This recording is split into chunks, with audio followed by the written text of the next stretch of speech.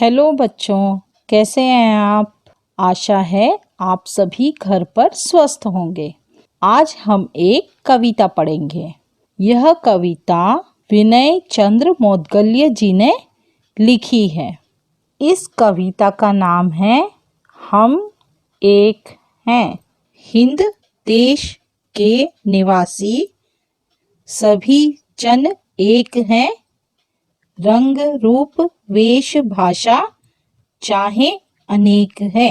बेला गुलाब जूही चंपा चमेली प्यारे प्यारे फूल गूथे माला में एक हैं। कोयल की कूक न्यारी पपीहे की टेर प्यारी गा रही तराना बुलबुल राग मगर एक है। गंगा यमुना ब्रह्मपुत्र कृष्णा कावेरी जाकर मिल गई सागर में हुई सब एक है। यह कविता विनय चंद्र मोदगल्य जी ने लिखी है। अब हम इसके नए शब्द देखते हैं। नए शब्द में पहला शब्द है निवासी, दूसरा वेश, तीसरा भाषा, चौथा न्यारी, पांचवा तराना, छठवा गूंथे। अब हम पाठ की एक्सरसाइज देखते हैं। इसमें क्या है, सोचकर बताइए कविता में किन किन फूलों के नाम लिए गए हैं।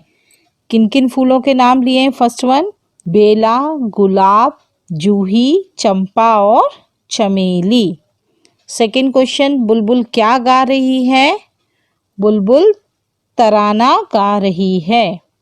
थर्ड, कविता को कोई और नया नाम दीजिए। तो इस कविता को हम और क्या नाम दे सकते हैं?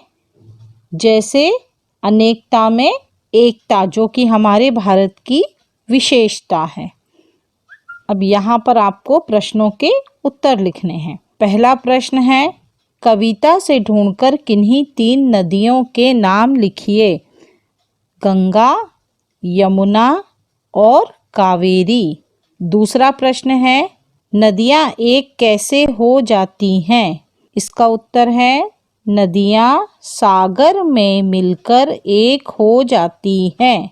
तीसरा प्रश्न है, किन किन फूलों से माला बनाई जाती है? इसका उत्तर है बेला, गुलाब, जूही, चंपा और चमेली से मिलाकर माला बनाई जाती है। आप चाहें तो इसको पूरा भी लिख सकते हैं, चाहें तो सिर्फ फूलों के नाम लिख सकते हैं। अब ग बिट है, इसका सही उत्तर चुनकर लिखिए। फर्स्ट है गंगा, यमुना, ब्रह्मपुत्र आदि सभी नदियां सागर में जाकर मिल जाती हैं। इसका मतलब है ये सेकंड वाला इसका करेक्ट है, तो इसको आप टिक कर लीजिए। दूसरा देखते हैं हम, कोयल, पपीहे और बुलबुल का राग एक ही है, तो ये जो है राग, इसको टिक कर लीजिए। इसके बाद तीसरे पर आते हैं हम, ये है बेला, गुलाब, जूही आदि फूलों को माला में गूथा जाता है, तो इसका ये थर्ड वाला आंसर सही है, इसको टिक कर लीजिए। अब हम नेक्स्ट पेज पर आते हैं। इस पर हम देखेंगे फूलों के एक होने से माला बनती है। जरा सोचकर लिखिए इन चीजों के एक होने से क्या बनता है। पहला है सेब, आम, केला, अनानास, ये सभी मिलकर क्या बनाते हैं? Fruit salad.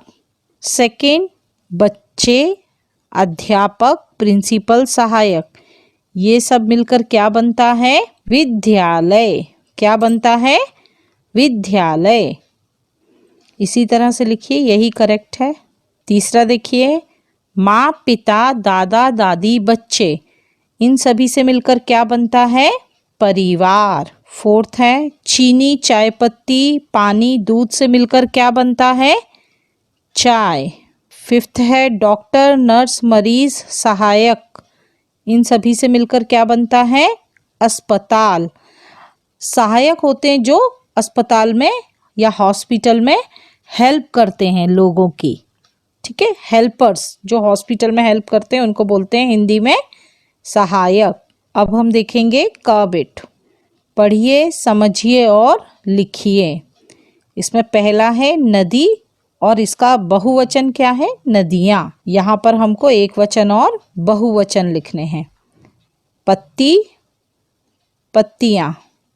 मक्खी, मक्खियाँ। कली, कलियाँ। खिड़की, खिड़कियाँ। बिल्ली, बिल्लियाँ। इस कविता में कुछ नाम शब्द हैं। नाम शब्द मतलब नाउन, जिसको हिंदी में बोलते हैं संज्ञा। संज्ञा शब्द हैं जैसे बेला, कोयल और गंगा। अब कविता से कोई 5 नाम शब्द ढूंढकर लिखिए। तो यहाँ पर पहला हमने लिखा है पपीहा, बुलबुल, गुलाब, जूही, कावेरी। आप किताब से कविता को पढ़कर और अन्य शब्द भी लिख सकते हैं।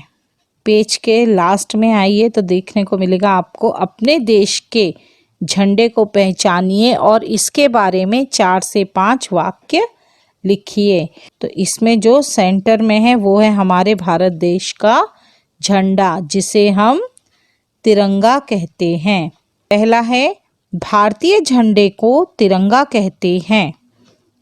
दूसरा, इसमें केसरिया, सफ़ेद और हरे रंग की पट्टियाँ होती हैं। तीसरा, सफ़ेद रंग की पट्टी के बीच में नीले रंग का चक्र होता है। चौथा, इस चक्र में 24 तीलियाँ होती हैं। तीलियाँ किसको बोलते हैं? जो हमारी झंडे के सफ़ेद रंग की पट्टी में अंदर सर्कल दिख रहा है, इसमें जो इस तरह की लाइंस बनी हुई हैं, इसको बोलते हैं तीलियाँ। तो यहाँ पर तिरंगे के बारे में 4 लाइनें मैंने लिखी हुई हैं। आप चाहें तो और भी लिख सकते हैं। नीचे दिए गए भारत के नक्शे में अपने प्रदेश को ढूंढिए, प्रदेश का नाम लिखिए, उस प्रदेश में रंग भरिए। आप लोग जहाँ पर भी रहते हैं उस प्रदेश में आपको रंग भरना है। यहाँ पर मैंने तेलंगाना में रंग भरा है और ये इस तरह से एरो बना करके यहाँ पर नाम लिखा है तेलंगाना। मध्य प्रदेश में रहते हैं तो मध्य प्रदेश को कलर कर सकते हैं और इस तरह से एरो बनाकर यहाँ पर नाम लिख सकते हैं। जम्मू में रहते हैं तो जम्मू का आप लोग नाम लिख सकते हैं। तो जहाँ पर भी, जिस प्रदेश में भी आप लोग रहते हैं, उस प्रदेश का नाम लिख करके उस प्रदेश को आपको रंग भरना है। तो यहाँ पर आपकी एक्सरसाइज ख़त्म होती है फर्स्ट लेसन की। आप लोग भी कोशिश करिए कि अच्छे से पढ़ें उसको, कविता को अच्छे से पढ़िए और उसको समझिए।